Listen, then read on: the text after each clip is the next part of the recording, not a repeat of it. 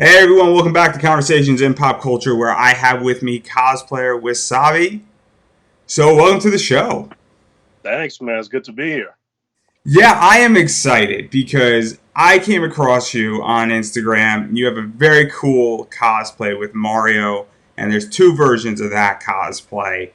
Yeah, And we're going to talk so about far. that a little bit later. And it's an awesome concept, and I want to give everybody a tease what to expect later on in the interview.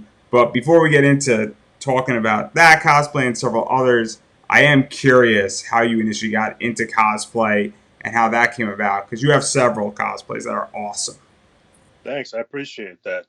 Um, let me frame this for you. The year was 2013. So I've been cosplaying since 2013. I was at work surfing the net. I don't know if kids are still saying surfing the net, but that's what I was doing. Uh, I should have been working, of course. So an advertisement pops up for New York Comic Con. I'm on the East Coast, and I was like, "Oh, this seems cool." I was more familiar with like the Trek conventions. Not that I had ever been to one, but I knew what they were. You see TV shows and movies upcoming, people dressing up like Klingons and all that kind of stuff. I was like, oh, this would be cool, and it was like 3 weeks away, and I had no concept of how fast the tickets sell out or anything like that. Um, so I immediately called a friend of mine up and said, "Hey, New York Comic Con, you want to go? I'll buy some tickets. Let's do it." So he said yes. I jumped on YouTube to see what New York Comic Con was and what to expect. And I see all these people in costumes and these elaborate bills. So I'm like, there's no way I'm not going to this not dressed up. Impossible.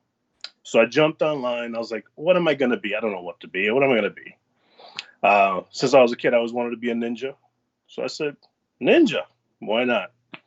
I went to Spirit Halloween, I think it was, and I bought one of the ninja outfits. And if you're familiar with like the Spirit Halloween costumes, they're pretty cheap. But I didn't know what to expect. The picture looked good. I want to be a ninja. Let's do it. So I bought it. The costume came in, and at this point, I didn't know what cosplay was. I never heard the term before. It's a costume. Yeah. So I put it on, and it fit terribly. It was super tight. I'm a pretty big dude, so even like the double triple X was just super tight on me. It looked weird. I'm like, what is this? So then I decided to go to like an actual martial artist store and get like an actual ninja outfit, which I did. All this before I even bought tickets, by the way, because I figured I'll just go whenever I want to. I'll go on a Saturday. That sounds good. Let's do that. So I went back online and I started trying to buy tickets. And I see sold out, sold out, sold out, sold out. So I'm like, well, this is not good. Now I have a ninja outfit. What am I supposed to do with this? Like fight crime at night? That's plan B. So what I want actually Thursday tickets were available. So I said, to hell with it. Let's go on Thursday. Why not? I took off of work. We went. The second I walked in there, I thought to myself, I'm home. This is what I want to do. I want to dress up like my favorite comic book characters. I had the time of my life, and ever since then, I've been kind of building my cosplay repertoire, if you will, thinking of new cosplays to do, learning how to build stuff and sew stuff. Not that I'm any good, but maybe one day. And that's kind of how I got into it back in 2013.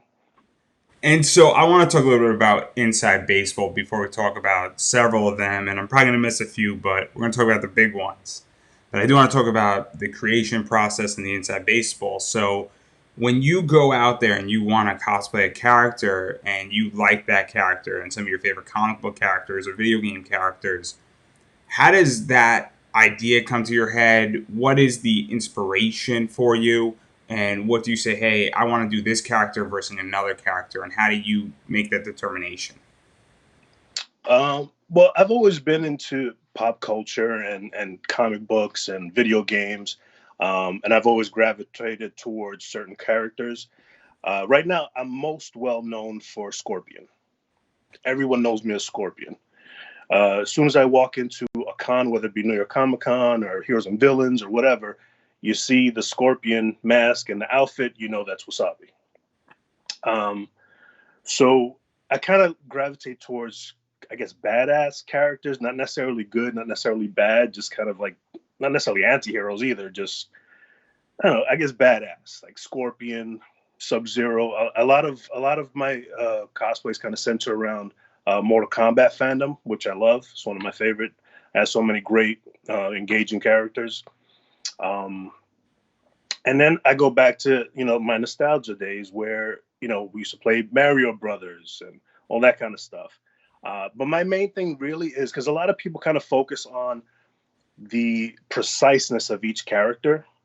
I like to kind of make them my own. So I do a lot of mashup characters. Like my very first cosplay, after I knew what that was, my very first cosplay was a military style Scorpion because I thought it was awesome. I came across this guy on Instagram who does Scorpion masks. So I bought a mask and I started getting the outfit. And I was like, it'd be cool if I just kind of mashed this up with like a military style. I had a couple of toy guns, I spray painted them yellow. And it was a big hit and I loved it. And ever since then, whenever I look at a character that I want to do, I think to myself, what kind of spin can I put on it to make it mine? Yeah, to even talk about that, because I think this is so fascinating. Because I went through your Instagram looking at all your cosplays and looking at everything that you've done. And the Marios, which we're going to get to in a little bit, are definitely more in that mashup category. So Oh, I'm yeah. just curious how you go about building your cosplays, because you definitely add your spin to it.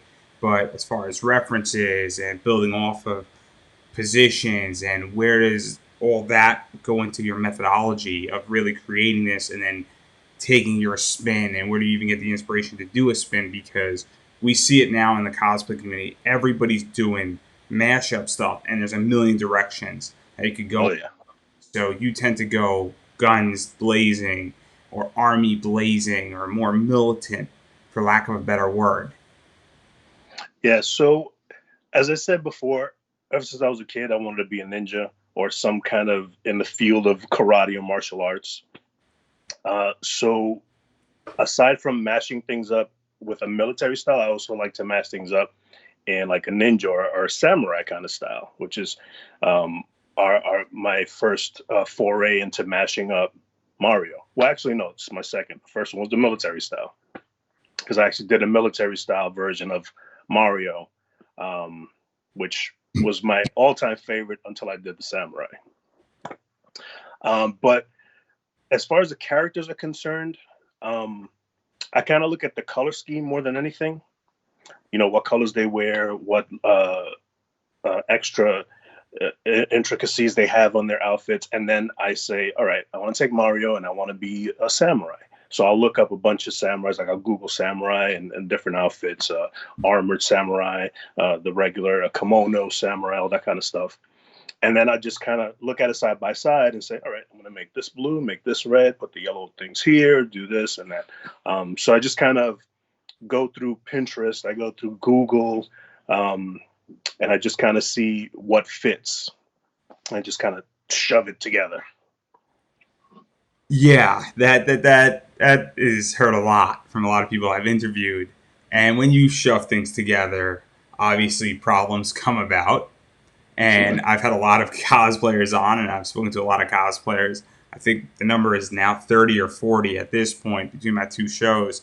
And the question I was asked them is that how do you manage cost with materials? How do you manage time? Because some cosplays can go really fast, some take a hell of a lot of time to build. Oh yeah. Materials can be very easy to find, very difficult to find. Quality materials can be a problem. I don't know if you go the wig route, but I know that a lot of cosplayers struggle with that.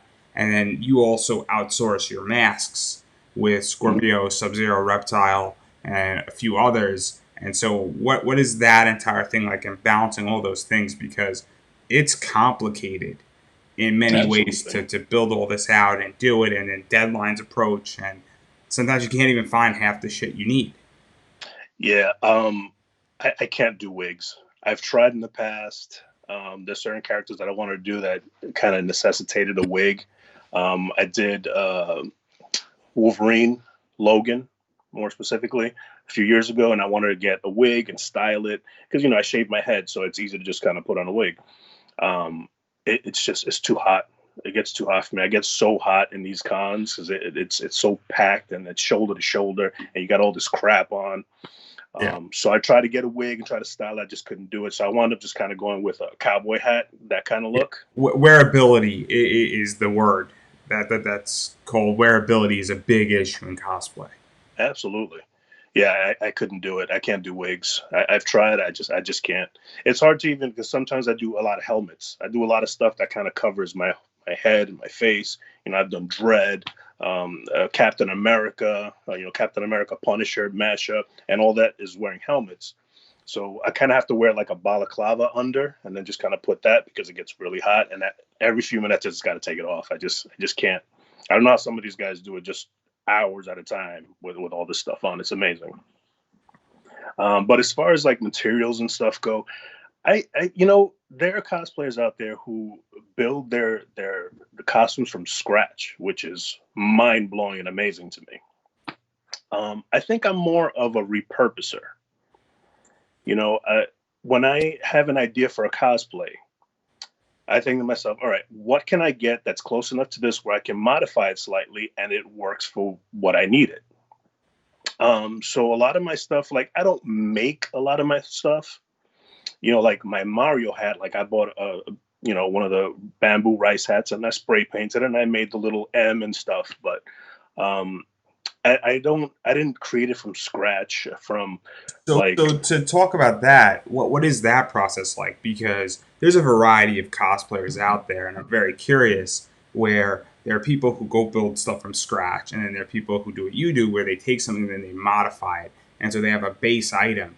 And I don't discriminate because I still think there's two versions of cosplayers, and I think they're equal in many ways. Because if you can sure, take something that is already halfway done and then build it out to be where you're at, and it costs you $20 to do it, it could cost you $100 in your time to do it all from scratch. yeah, I think time is a big factor. As much as I love to cosplay, I don't have a lot of time to put into it. I have a family, I have a home, I have a job, I have other interests. So I don't have time to spend hours as much as I would love to. I just don't have that time. So again, what I do is just kind of repurpose items.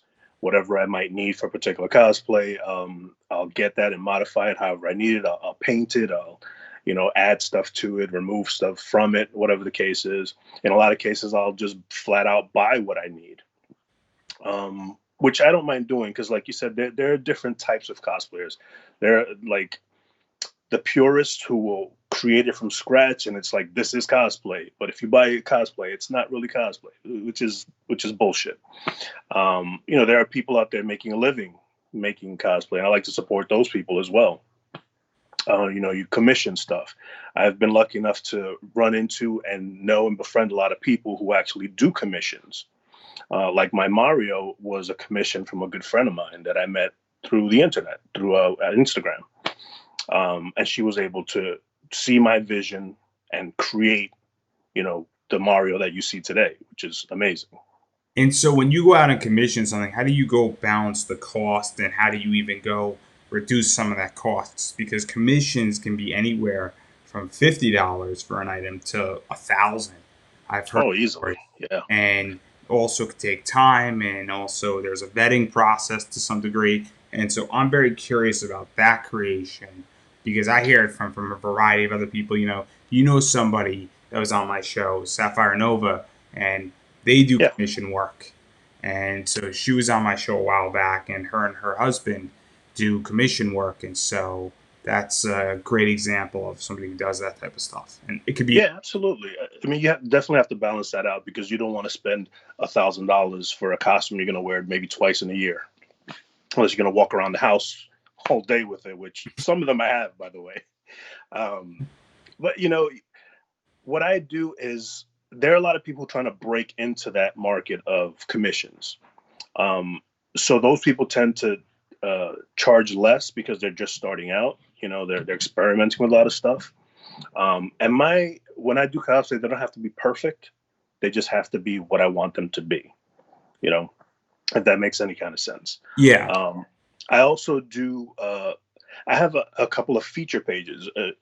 Are you familiar with what a feature page is? sort of, but you could go over it again.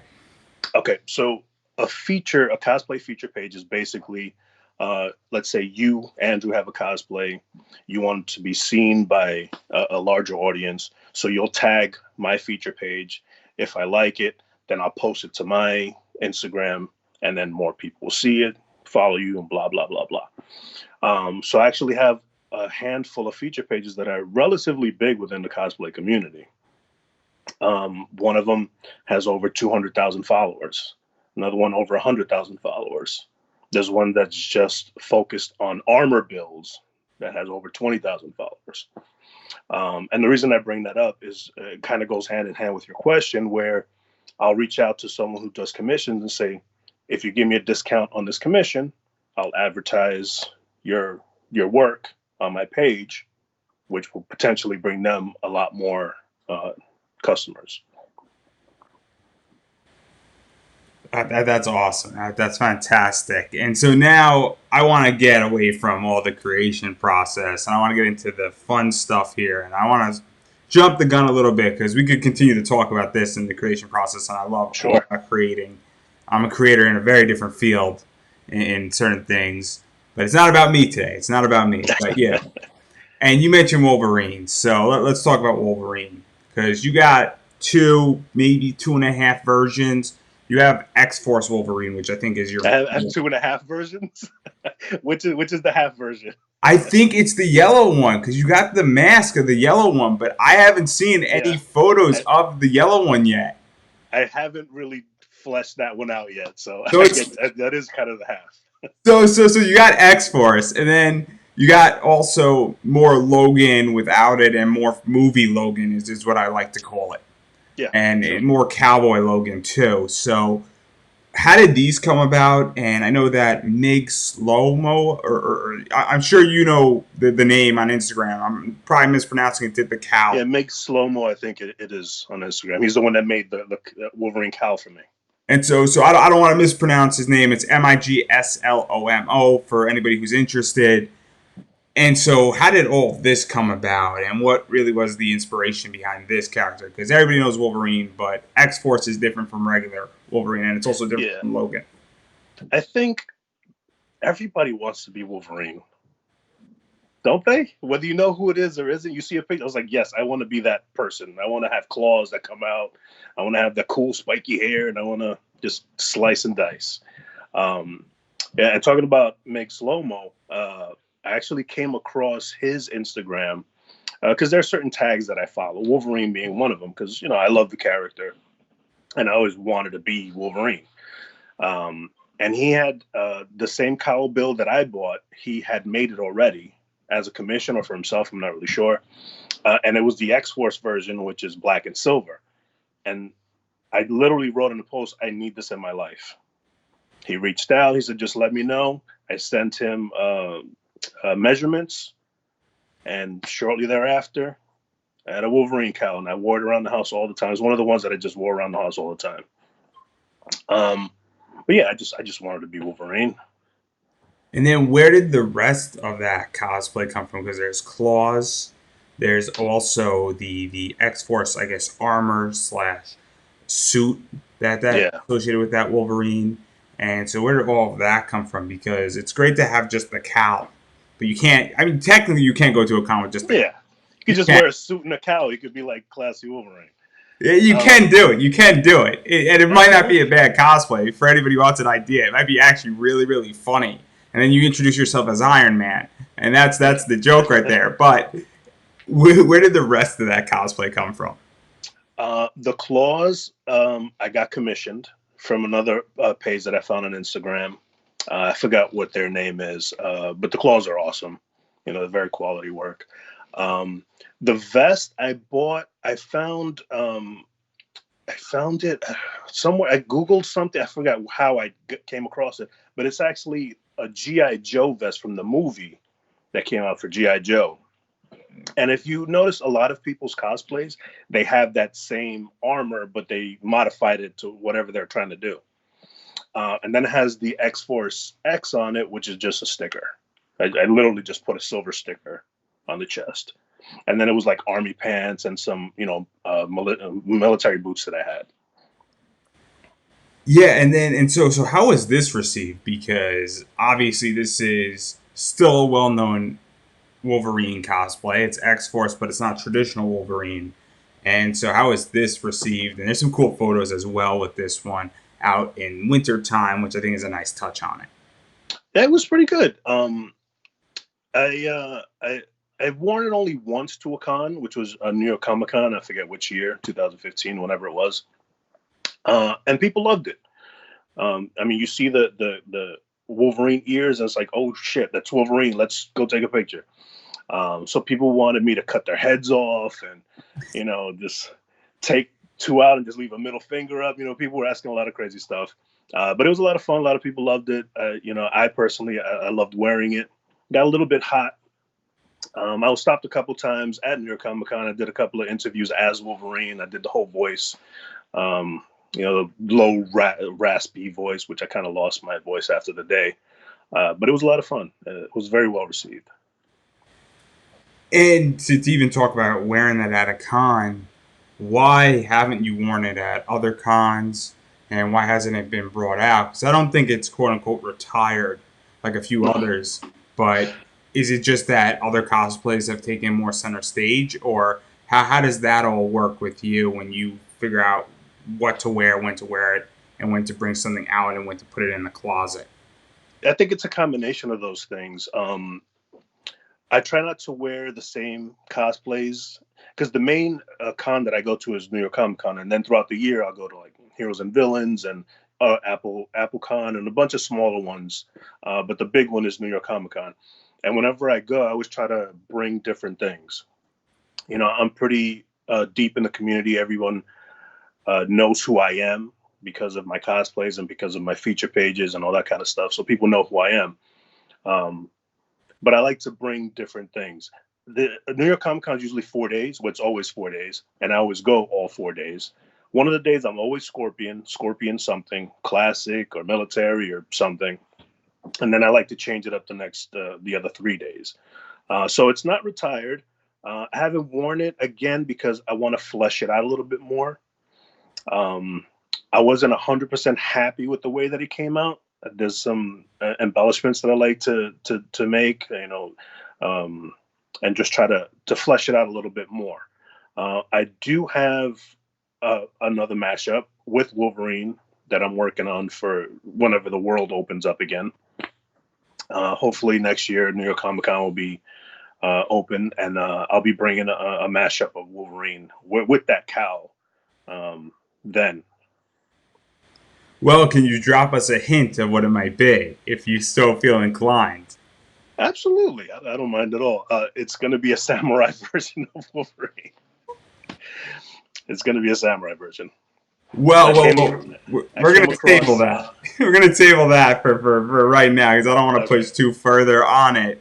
But I do want to jump to the Punisher and your Captain America Punisher mashup here.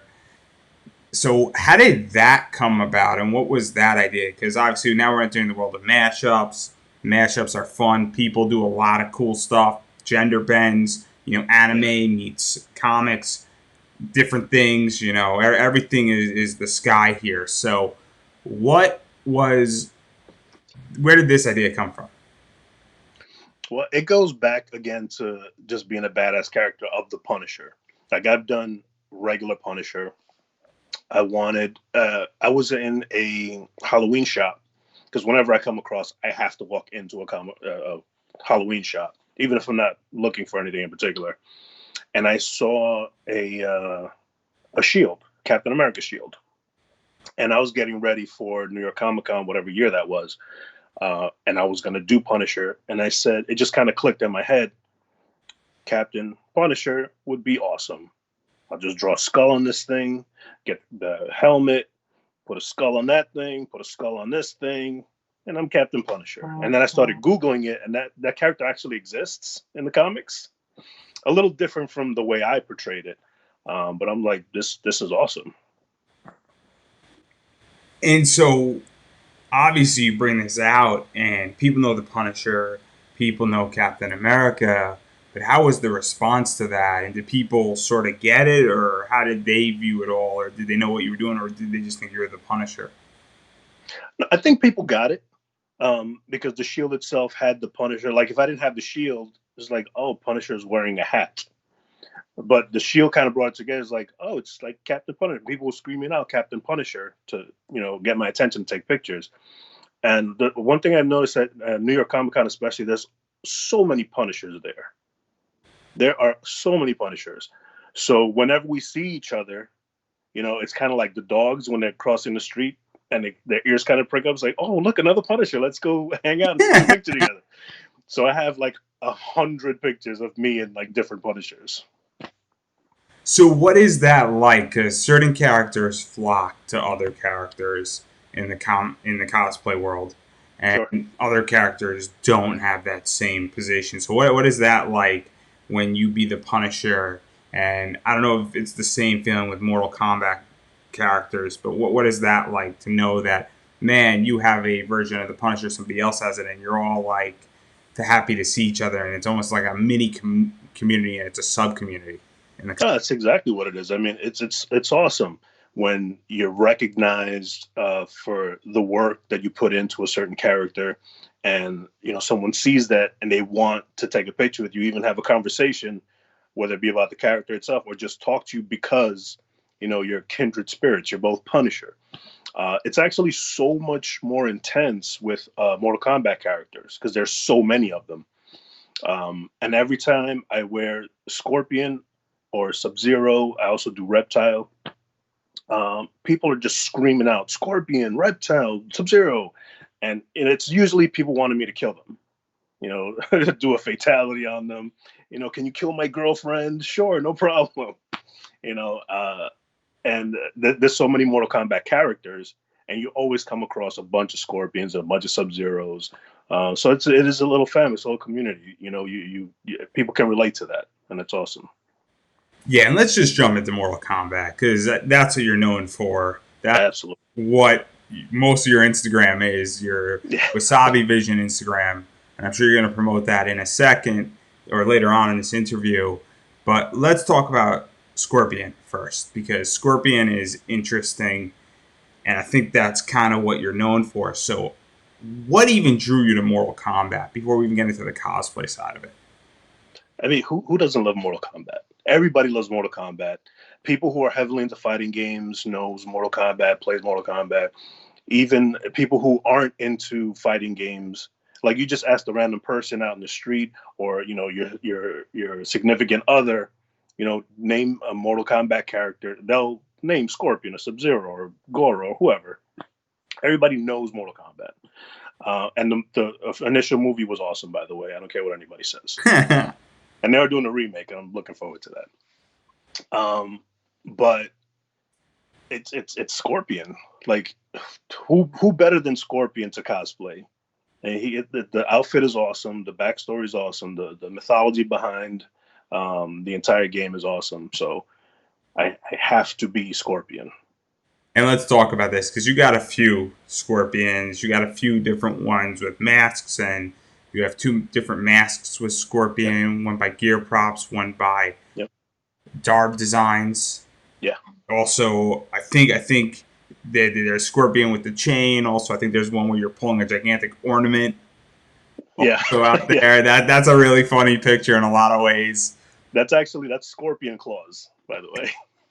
So obviously it's a modification, it's a mod on it, and then also I'm not too sure if I'm mixing the two up, but one of them has you got the eyes where your eyes are whited out. I don't know if that's Sub-Zero or Scorpion. That's Scorpion. So what is it like to add all those bells and whistles and have all that stuff out there and really get to build on it? Because I'm under the impression that this was a slow working process bringing it to where it is today.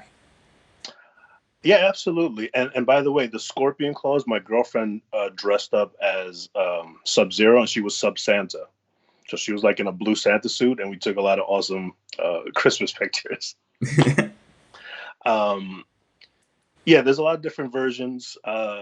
Darb Designs, which you mentioned before, and Gear Props. I bought some masks from them, especially Darb Design. I bought maybe 5 or 6 different masks. I got my Scorpion from them. I got my Sub-Zero, and my Reptile. Amazing work. They're another. Those are masks also that I kind of wear around the house that kind of bothers people sometimes. It's like cosplay is just leave it alone for a second. We'll do the dishes. But yeah, every year or every time I do a different cosplay, a different version of Scorpion, my thought is always, what am I going to do next? How am I going to what other mashup am I going to do? Whatever version am I going to do? Whatever concepts I'm going to come up with to, so I'll find myself Googling, Scorpion concept art and that kind of stuff, and that gives me a lot of ideas. So as far as different versions go, I've done 4 or 5 different versions of Scorpion so far. I have the classic one, I have the military one. I have one with like a long cape kind of thing on it with a hood. Got one with the eyes. There's a lot of different ones, and I have other ones on the way also. But again, I don't have a lot of time to put into this, especially with all the ones that I have coming up. Like I have a whole list of upcoming cosplays that I want to do, and I'm not going to finish till 2050. And then let's jump to Sub-Zero, because you also have a Sub-Zero. Yeah. And so when did that come about? And I'm going to also add another question, is that there's a bunch of mods on this one as well. There's Holding the Ball, which is, finishing type thing for anybody who knows Mortal Kombat, but I'm just giving as much description as I can here. and then following that, you mentioned it, I was going to bring it up, that your girlfriend also dresses as Sub-Zero, and I'm going to take a leap here and correct me if I'm wrong, but I'm assuming that cosplay is not a new cosplay, but it's a similar cosplay to yours, or is it a completely new cosplay for her, and you have your own Sub-Zero? Yeah, we have our own separate Sub-Zeros, but it's essentially the same cosplay, except she's a girl. But yeah, after Scorpion and she did Sub-Zero, we went to a couple cons together. She's not really that heavily into cosplay, but she has fun with it.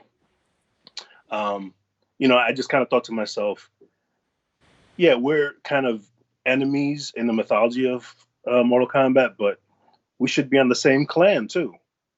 So I was like, I'll get a Sub-Zero, as a cool character, and then we'll be like Sub-Zero together. So that's how that came about. So what is that like when you're Scorpion, she's Sub-Zero, or you're both Sub-Zero at a con, and that you're a cosplay couple? Because that's a unique thing in many ways, and a lot of people who are into cosplay get their significant other into it as well, but it's still sort of nice.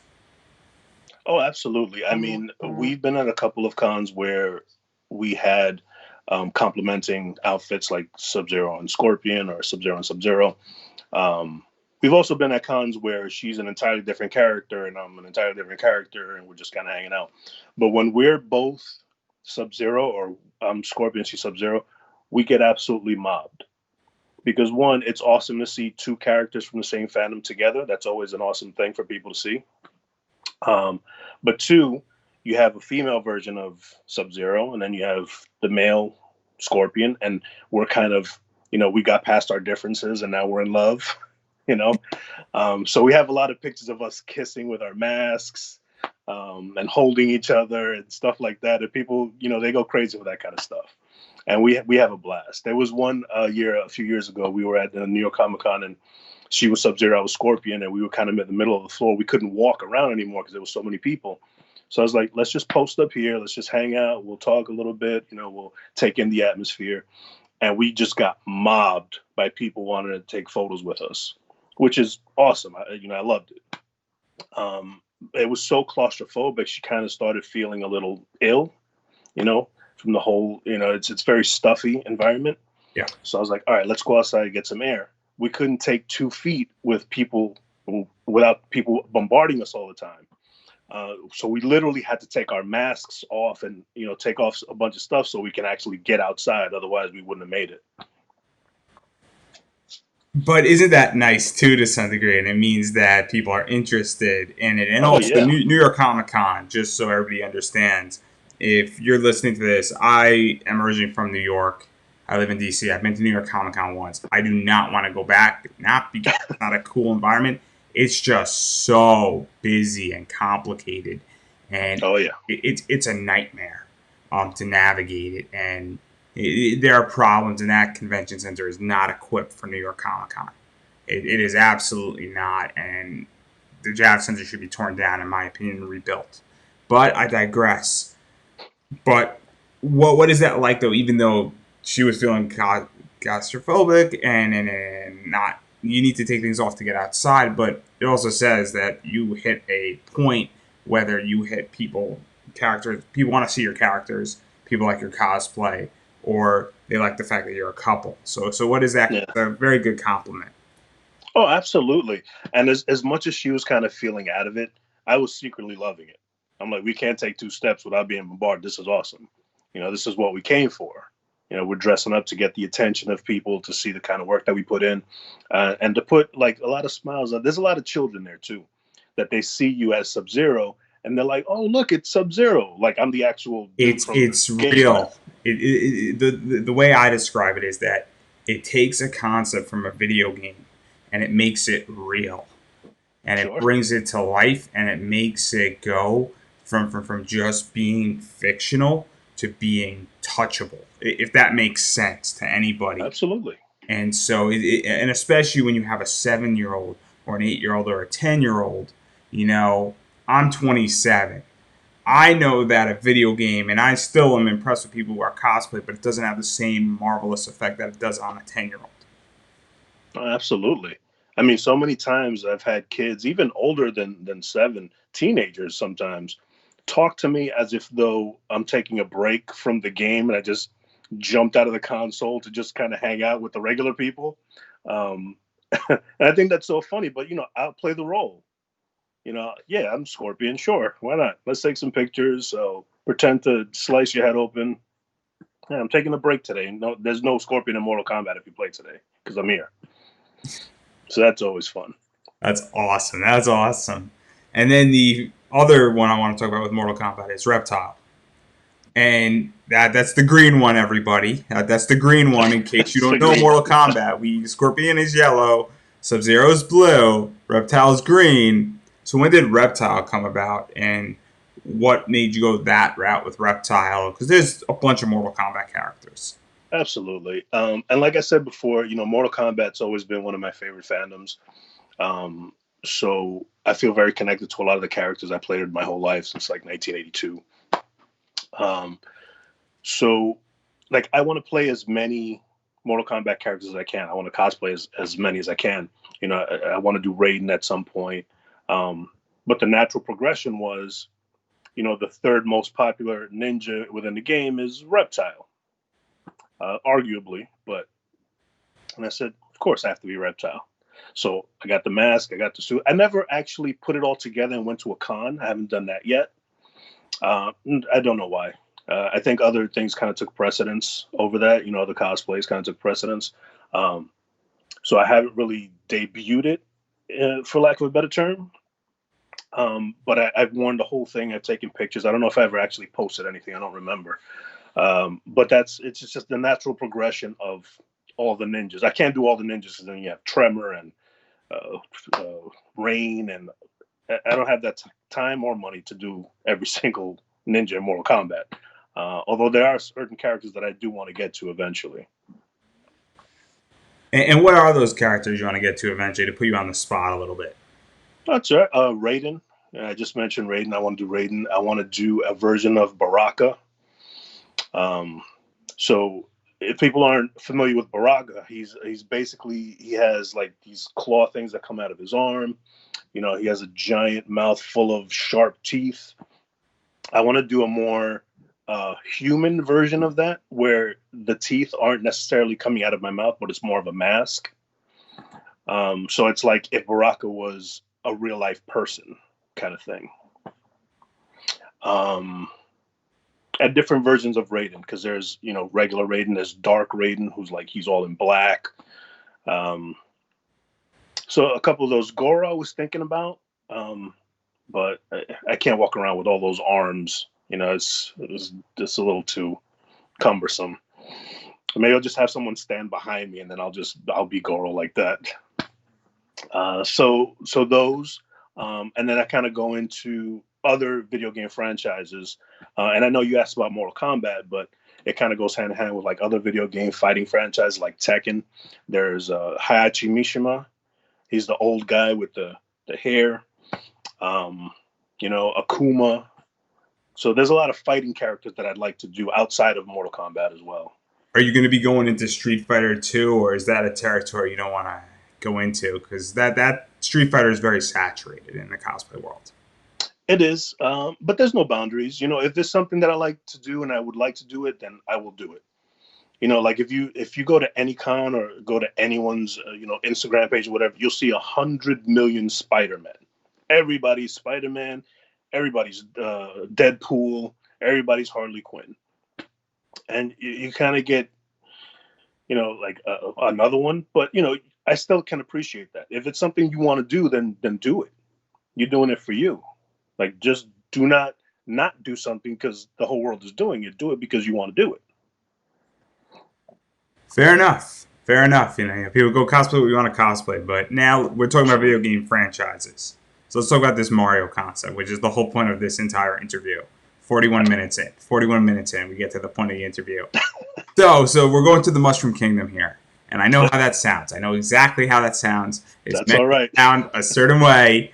We're going to the Shroom Kingdom here. So clearly, where did this idea for you to do Mario and Luigi? Your friend did Luigi, and that's Yep. Nick Roman did Luigi.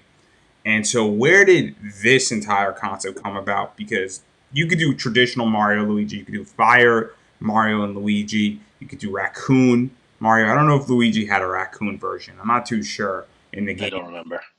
I don't remember either. You could do Yoshi. There's a million different ways you could do the traditional route. This is completely outside of that with the army version, first and foremost. Yeah, so Nick is my Luigi. He's been going to Comic-Con with me since I first started. So after maybe a couple weeks after the prior Comic-Con has ended, we always kind of sit down. What are we going to do next year? I don't know how we got into the conversation about doing I think it started as like a post-apocalyptic Mario, which I've seen a few versions of it, and some of them are really awesome. But that's something that, again, has been done, and I'd like to do it at some point, but let's try to bring something with Mario and Luigi, because he's a little taller than me. He's thinner than me. If you look at it, we're Mario and Luigi. So I'm not sure if he said Mario and Luigi or I said Mario and Luigi. Either way, I brought the massive concept and I said, why don't we do like a Mario and Luigi with military? Because I militarize everything, apparently. But I think that's an awesome concept, and it works with so many different things. And again, like in the beginning of this interview, I said, I'm a repurposer. So a lot of the stuff that I have, I just have to repurpose it. Change the color a little bit, add, an embellishment here or there. So all the stuff for militarizing Mario, we both already had. So, we just got like a different name tag that had Mario. His is Luigi, obviously. A couple of our weapons were color centric to that particular character. We bought helmets. I had them spray painted and had the M and the L. And that's how the first mashup began. Yeah, let's talk about those helmets, because those helmets are Koopa shells. Yeah, they're supposed to be Koopa shells. And so that's very cool, because if anybody knows the game, Koopas are your enemy, and so it makes sense that if you have a militarized Mario, that they would take a Koopa shell, and they're fighting obviously Koopas and Bullet Bill and Koopas and that stuff. So it makes sense that it's almost like a trophy. I think of Vietnam, and the things they carried by Tim O'Brien, and how people were carrying trophies during that entire scene with when I think Mark's wife, Mary Kate, winds up going and joining the brigade team out there and becomes completely desensitized. But that's a different discussion completely, going deep into military and history and wars and stuff. But that's what it reminded me of immediately when I saw it. So where did that idea come from? Because it's so fitting. It is so fitting. It's perfect. That's basically what the concept was. We've been fighting this war against King Koopa and his minion all this time. We've killed our fair share of the little turtle guys. So it would make sense that we just rip their shell out, put it on as a helmet for protection. So what I did was, because at first we was just gonna wear like the Mario hats along with everything, but I'm like, this doesn't really work for me. If we're in a war, we want to protect our heads as much as possible. I don't just want a cap. That's not going to stop anything. So I just kind of went online and looked at, military helmets, and I found this one, which basically looked like a Koopa shell. Even had that white little trim on the bottom. I'm like, this is perfect. So I just spray painted it, stuck the L and the M, and it was kind of like a trophy from one of our kills. Now it's protecting our skulls. And there's a few other things that are also in this. You got the vests and the militarized vests, sort of similar to the G.I. Joe vest. It's got your name on it, much like Yeah. Army stuff out there. It doesn't have a rank, which I think would be a nice touch. I don't think it Oh, has a what? rank, right? Oh, no, it doesn't have a rank. It's a nice touch. It would be a nice touch. But digressing that, you also got guns, and then you also had some modifications, and they kind of look similar to a Wii remote slash the Wii gun, which makes complete sense. Yeah. So So what was that all about? some of the things that I added to it were we have the light gun, the old duck hunt light guns. So we bought a couple of those. We took off the cord, and it's done. It's a gun. Um, I bought a power glove. Remember the old power gloves? I Yo, bought one of those, and it basically looks military in a sense. Um, there's a lot of little things that people don't really notice until they start really looking really closely, and it's like, holy shit. Like I have a watch on that is a tiny Game Boy, like a Nintendo Game Boy, which is awesome, but you don't really see it. You're just looking at the whole package. When you start looking at like the idiosyncrasies of it, it's like, oh shit, it's a Game Boy, which is pretty awesome. what is that like to really Nintendo this thing up? Because it is that in many ways, and it's very cool when you could take a cosplay from a company and their character, Nintendo, and take it and use a lot of Nintendo themed products and little intricacies. The Duck Hunt light gun. I don't know if Nintendo did that, but that's old school gaming from the era of when video games were starting to come in America and when Mario was making its debut and was sort of Yeah. paving the path. And even that Game Boy Watch and the Koopa shells and all that stuff and staying true into Nintendo's sphere, for lack of a better word, but not necessarily using all their products, if that makes sense. Yeah, I mean everything that we have, all the embellishments, they're all Nintendo. Everything is from the light gun is the Nintendo. Um, Obviously the Game Boy. You'll see that I have a bunch of bullet bills kind of on my chest as well. Those are actually candy tins.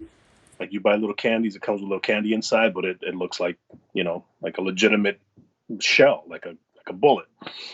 So I just bought a bunch of candy, and I just use the shells. Some of them are patches. Like I bought patches.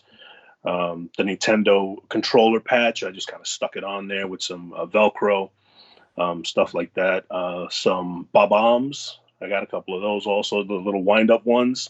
Just put them right there. Um, as far as guns are concerned, we actually had, this is not Nintendo, but we found like these foam digital kind of guns. Um, they look like pixel. They're pixel guns, Yeah. basically. I'm like, it kind of goes in the same realm. It may not be Nintendo, but it's a pixelated gun, which is awesome. you equate that to old school gaming. And they won't take it away from you at New York Comic Con because they're so strict with guns and stuff. Yeah, Uh, that's a good question because then it's going to lead into your other version as well. Is that obviously we live in very different times oh yeah, pre-COVID, you know, and I'm going to tell a story that's relevant. So I used to go to a lot to Anime Boston up there, and for the first like 4 years that I went, there was no metal detectors, and there was a metal detector because of a Pokemon tournament, and some people got into a scuffle and they drove back that night or like the night before, and then they came back with guns and they wanted to shoot up. These people Jesus. were giving them a scuffle, and now they have metal detectors in your entry point, and it slows everything down by about 40 minutes. And so we live in a very different time than 5 years ago with guns and safety. So, how does that affect what weapons you bring to a con and what you make sure and how realistic something looks versus having an orange tip to it? Because it is a different time at this point in society, and it's not just 2020. We're talking before COVID hit, and we're going to talk about COVID in a little bit. But how do you draw the line on what to bring and what to incorporate, especially when you go to a con versus if you're just getting a photo op in Central Park, for lack of a better word? Yeah, it's definitely foremost in my mind when I'm doing any kind of character that necessitates a weapon, whether it be a gun or a sword. Because when I first started cosplaying, I used to do characters with swords. So the sword I used to bring is what's called a boken, which is basically a wooden sword, which is a big no-no now because you can bash somebody's head in with a wooden sword. So now the swords, whenever I need to bring a sword, like for my Mario, I have to get like a foam soft kind of sword. They inspect it, that whole thing. And as far as guns are concerned, a lot of the characters that I do have guns. Punisher especially. When I first did Punisher, that was the first time I bought that pixelated gun because I couldn't bring the guns that I had on me in the con. I got to the door. I had like two pistols with me, not real ones, of course, but they looked real. Even though they had the orange tip, they looked real. I had a shotgun with me. I had a machine gun with me, all with orange tips. They're all, play guns. They weren't real, obviously. And I couldn't get through the door. So I had to go in the con as Punisher with no guns. So I just kind of looked around to see what they were selling. I saw the pixel guns, and I said, now it's Punisher with a pixel gun, which I thought was kind of cool. But at the same time, it definitely affects. It diminishes it. It affects the Absolutely. realness of it. It also changes the vibe. Absolutely. Now it's more of a fun thing where I'm just, not that I wasn't having fun before, but it's like, it's not really menacing as far as pictures are concerned. Now it's like, oh, there's Punisher with a pixel gun. That's so cute. Like, I'm not trying to be cute. I'm trying to be Punisher over here. Which I'm not completely against. It definitely changes the types of weapons that I bring, or everyone can get through security into the cons. So I'm not completely against it, but at the same time, it's unfortunate that this is the time we live in where something like that really affects going to a comic book convention. And then we're going to talk about that in a little bit also, but I think this leads right into the Samurai Mario stuff. And obviously, it's Nick, I think, it is the Luigi still. Yep. And so, where did that idea come from? Because you got Military Mario, and then Samurai Mario is sticking with Mario and Luigi, but it's a new modification, a new variant, if you will. And I'm a comic book guy, so I like variants. The word is appropriate in this circumstance. So, how did that come about? And obviously, you guys carry swords, and so now this is where the foam sword comes in. Yeah. So, like, directly after New York Comic Con was over, where we did the Military Mario, I think we were like in McDonald's. We sat down. I was like, all right, what are we gonna do next? Still dressed in costume. What are we doing next year? And which is like 364 days away. Um, so we started throwing out a bunch of ideas. The post-apocalyptic Mario came up because we kind of got into this thing where this really works for us. Like, we really relate to the characters of Mario and Luigi. Um, so our thing now, if you will, is like our mashups of Mario and Luigi. So every year we'll do a different mashup, maybe more than one. So post-apocalyptic was thrown out there, samurai was thrown out there. A couple of mashups with certain Marvel characters, which I'm currently working on also. Um, so we settled on Samurai Mario and Luigi, and we just started kind of Googling images. So like, imagine this, but as Mario and Luigi. That would be insane. And then we just immediately started working on that. And then obviously it came out. You got the rice hats, you got the samurai get up, and all that stuff, and it's awesome. So, what was that entire process and building that out, and then it coming to fruition, and how is it received? Because it's a really cool cosplay, and obviously it's eye catching. In Yeah, my opinion, even more so than the military stuff. I agree. I agree 100%. Um, so I personally didn't put that much work into it because, like I said before, the outfit I got it commissioned from a friend of mine, Nat Archaic, by the way, who does commissions. Um, so basically, I just sent her a picture of a samurai and said, "I want this to look like this." So I sent her a picture of Mario, sent her a picture of a samurai. She sketched it out. She said we were going back and forth with a couple of IMs just to make sure that whatever I wanted, she was capturing that. And then we decided, I sent my measurements, and then she got to sewing, and she's amazing. As far as the hats are concerned, like I just bought a couple of rice hats. I did the spray paint. I made the M and the L. I just kind of stuck them on there. We went to a Halloween shop, got a couple of foam swords, and that was pretty much that. The majority of the work was from Nat Archaic, who did all the sewing and everything, uh, and it fit perfect. And the reception we got was more than outstanding. And how does that make you feel? Because I don't think anybody's ever done anything like this before. And so this is obviously something that I haven't seen before. And even just come up with the concept in of itself, it Yeah. kind of takes a new path. Yeah. Whenever I come up with some kind of a mashup or a cosplay that I want to do, the one of the first things I do is I'll go online and see if it exists, whether it be in a comic book or someone has cosplayed it. Um, and there actually has been a couple of people who did like a samurai version of Mario, but it was more like the armor version, the armor samurai, which was cool. I like those, but I was more attracted to the kimono style because I think that's it's more of a flourish. It's a lot more simple, but it's more eye catching to me than armor and um, so I haven't seen many. One or two pictures I saw of the same person that did it, and I was like, oh, that's cool. Someone else did it, but they did an armor. This version I've never ever seen anyone do. So I was like, we're definitely doing this. And New York Comic Con was supposed to happen today. It was supposed to happen Thursday, yesterday, today, and ending tomorrow. That's not happening.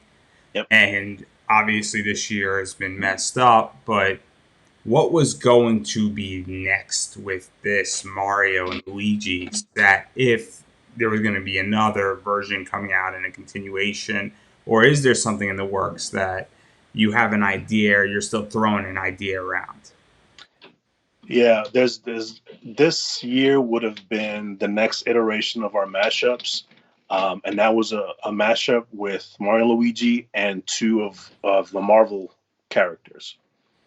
So Mario would have been a mashup with Thor. He would have been Thorio, and Luigi would have been the Winter Soldier. So he would have been the Winter Luigi. So is that going to be kicked to next year's New York Comic Con, or Yes, absolutely. if it happens, if it happens, If it happens, yeah. which nobody knows what's going to happen, nobody knows what it's going to look like, and this kind of leads me into what I want to talk about a little bit with you. So I'm on a very different con plane than a lot of cosplayers because I take the panel route, and I'm slowly exiting that entire thing for a variety of reasons. And so clearly cons are going to change and they are changing.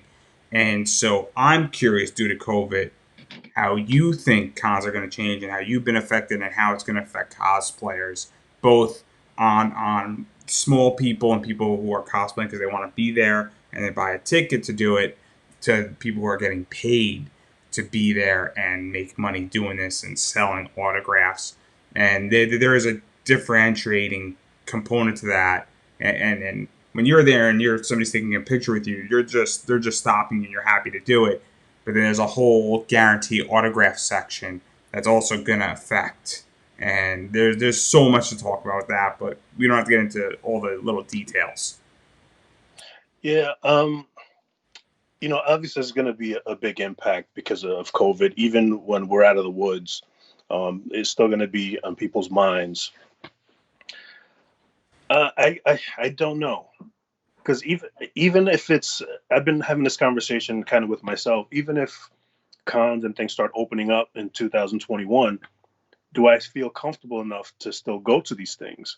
Because even if there's a trace of this thing or whatever it mutates into, we're talking, I mean, New York Comic Con, it's shoulder to shoulder. People are on top of each other all the time. There's not been one New York Comic Con gone to that I haven't seen 100 people sick because of, the viruses that are going around. People getting the flu and colds. Over the body count over 4 days. And what I mean when I say body count is I mean actual bodies of people, tickets and entering the first time into the convention is about 150,000 people over 4 days. Now, that doesn't mean New York Comic Con services 150,000 people.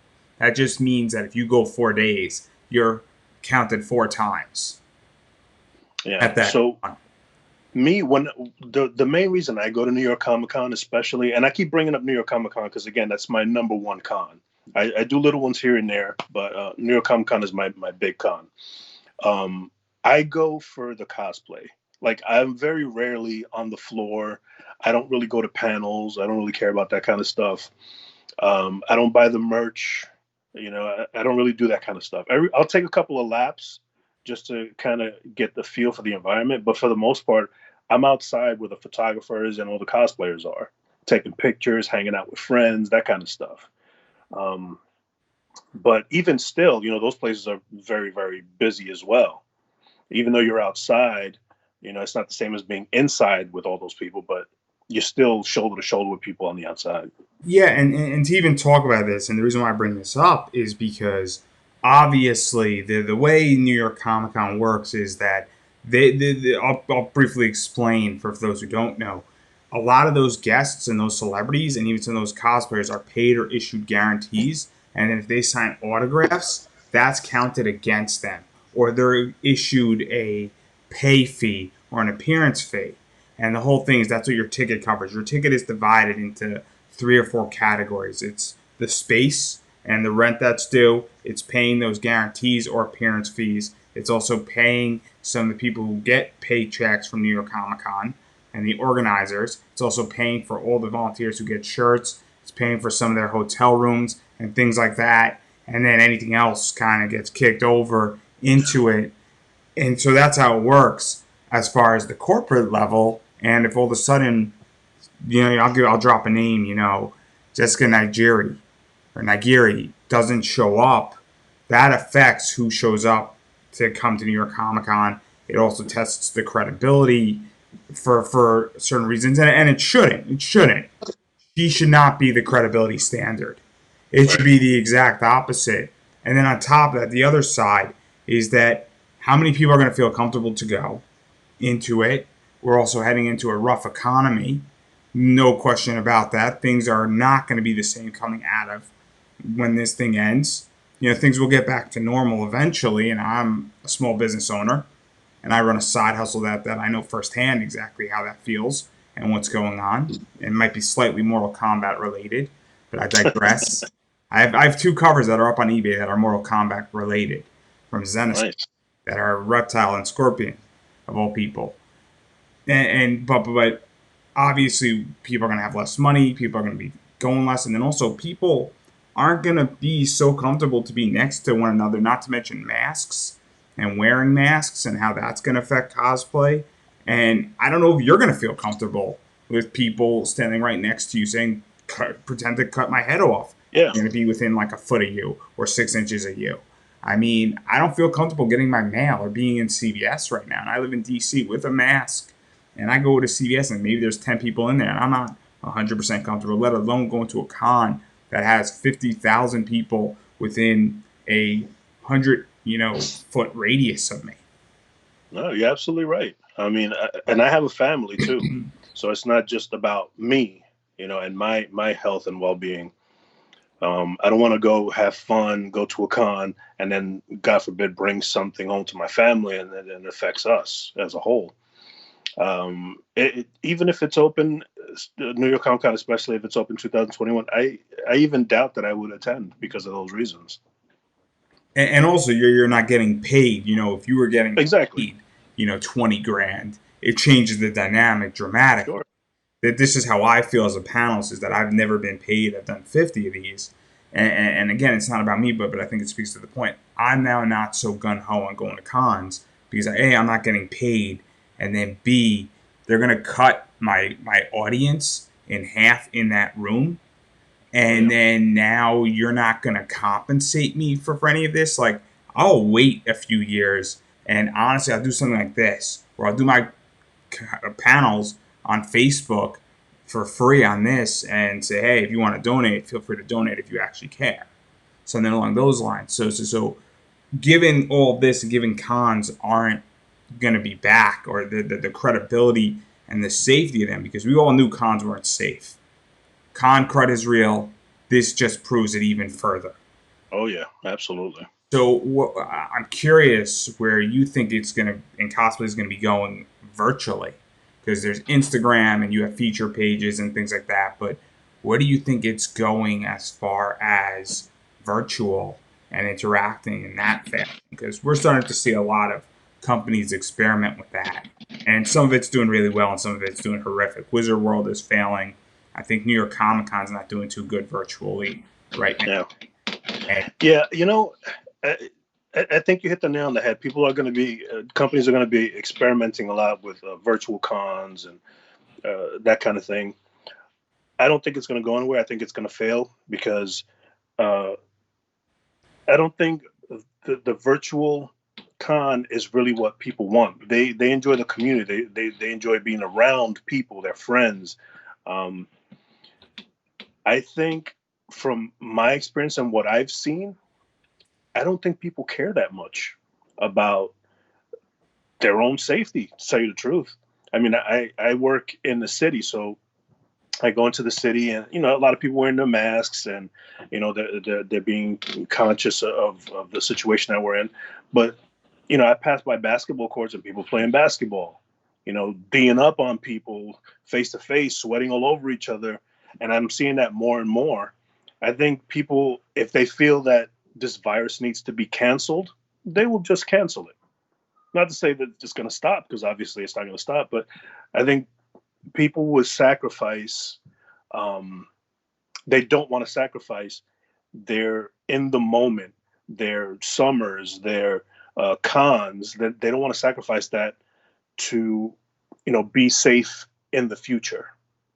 So Like, so so to talk about that, because this is actually really interesting, and I don't mean to put you on the spot, but sure. do you think that that's coming from celebrity positions and money positions, or do you think it's coming more from just people saying, hey, it's not a money thing. I just want to go to a con. I want to get that rare comic book. I want to have a good vibe, and I want to have a good experience, because there's two things competing right now. And or do you think it's both, maybe, where obviously there's a lot of money to be made at cons with people, and also people want to go and be out and about, and that's also, and also now people, fast forward 7 months into this, now people are also getting fed up to some degree, might also be a factor. So I'm just Oh yeah, curious how you. it's a combination of all those things. It's definitely a combination of all those things. People are fed up to be locked in their houses. People are fed up not being able to see their friends and family. A lot of people are influenced by social media, by TV, by certain celebrities who think this is all fake, or it's not as bad as they're making it out to seem.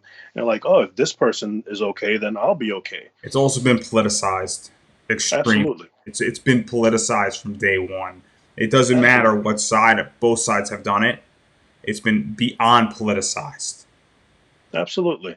So I think it's a combination of all those things, and what it really comes down to, I think, is not even a dollar amount or any kind of monetary issue. It's more, I'm a person.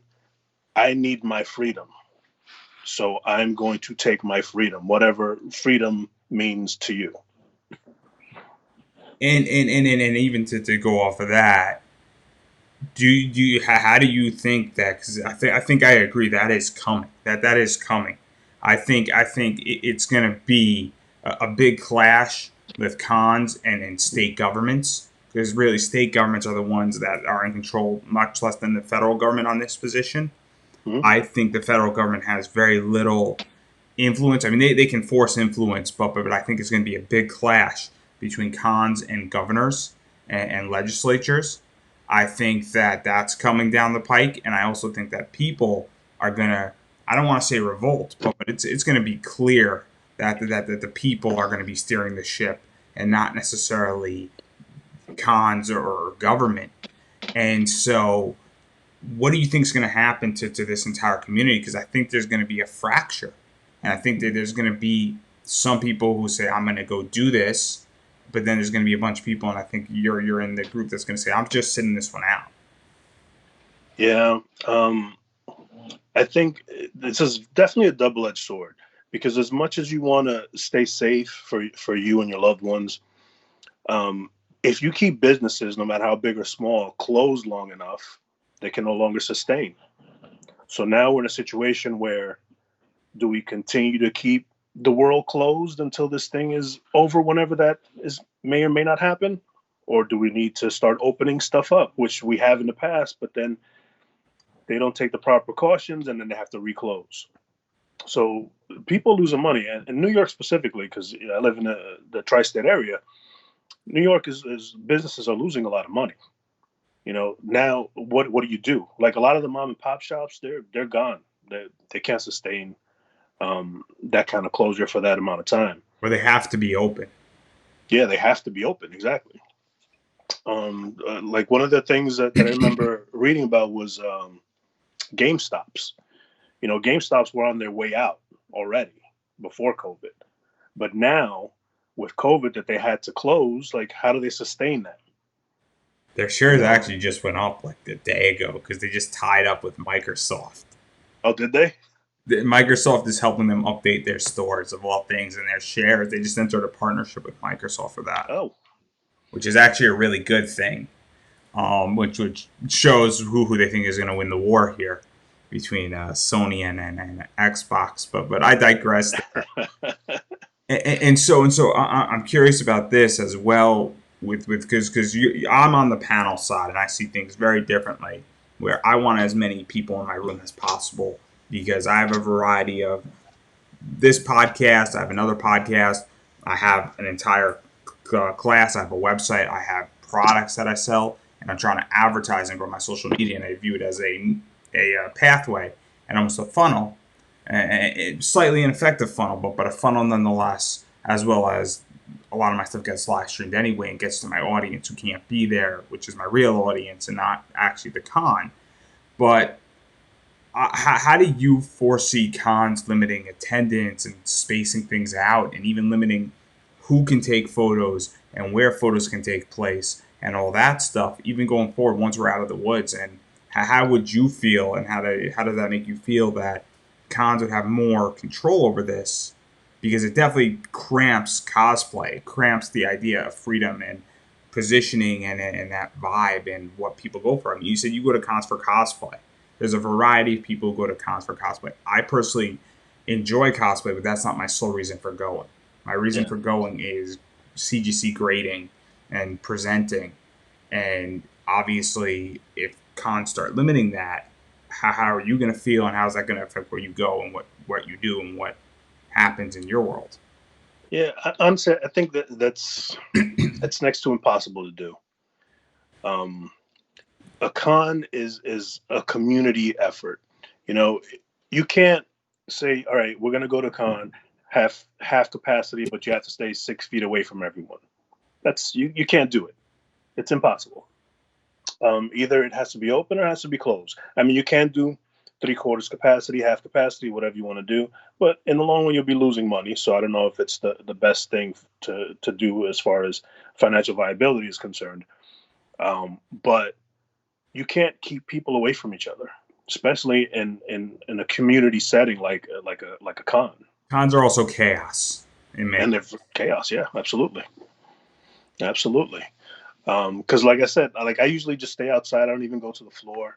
But even outside, it's where the photographers are taking pictures of the cosplayers are hanging out with their friends, all that kind of stuff, and it's still hard to maneuver. So I don't think you can keep people apart per se. You can limit the amount of people that are in the con, of course, but you can't keep them apart.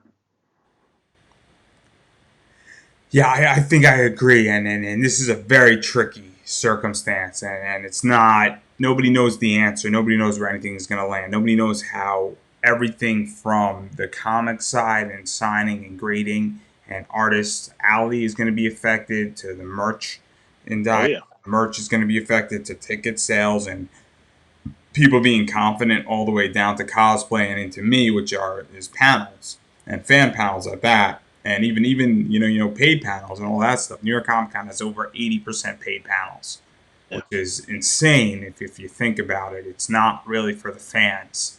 A good chunk of New York Comic Con is not for the fans. But that's a different discussion for a different yeah. time. And that's my opinion. But I think we hit this pretty hard, and we're now on an hour and 16. So I don't want to keep you any longer, but I do want to give you an opportunity to promote yourself. Where can people find your Instagram? Do you have a Facebook page? Because that's big. Do you have a Twitter? Do you have a website? Where can people, support you and throw money at you if you take money to help you build your cosplays and any support they can give you? Where can they go for that? So yeah, my personal page is Wasabi Vision, one word. You can go there and check out all my cosplays, the upcoming stuff, some little excerpts from my life, and it's a public. It's made public, so anyone can come and check me out, and let's be Instagram friends. Like I mentioned earlier, I have a couple of feature pages. You can check out Cosplay Connection. We feature a lot of awesome cosplays. You can check out Cosplay Legion. We also feature, a crap ton of awesome cosplays. You can check those out. And in my bio for all of those is my coffee link. So if you want to, donate some money, buy me a coffee, help go towards me building some more cosplays, that would be awesome. If not, obviously no pressure. But just come on by, check out what we got, check me out, say hi. That's where I am. And you heard it, everybody. Obviously, go support cosplayers. Go support Wasabi. Everything helps. $5 goes a long way. Sure. I'll be completely honest. My costs doing this are so significantly low that every dollar helps tremendously. And this isn't a pitch to go support me. You can also support me as well on a variety of methods. But you have to support indie creators, especially when they're climbing up. You're not a celebrity cosplayer. No offense. So every dollar you go and give on his coffee link actually helps to reduce his costs on creating a cosplay that you can see. And if you have extra money, $5 goes a long way. And if a bunch of people did it, it would reduce your costs tremendously, and it would Absolutely. help. And I'm under the impression, and correct me if I'm wrong, that if somebody helped fund your cosplay and 100 people gave $5, it would help fund not just one cosplay but two cosplays, and it also help with the speed and getting it out quicker as well. And therefore, Absolutely. you would see it and you would get more cosplay and you would get more cool stuff, everybody, if you actually support. And it's not that expensive, but at the same time, times are tough, times are complicated, times are scary. I'm not going to diminish that.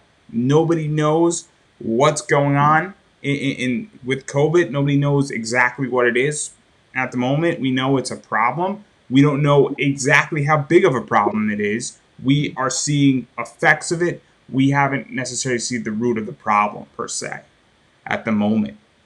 and there's going to be a severity of consequences that are going to ensue that we're going to find out in the next year and a half about COVID that affect us now. So it's scary. And so if you're holding your money or you're saving up or you got to take care of your family first and you just want to build an emergency fund or you want to just sit tight, there's a way how to support people. It's called social media. Instagram, Facebook pages, Twitter pages, all that stuff is free.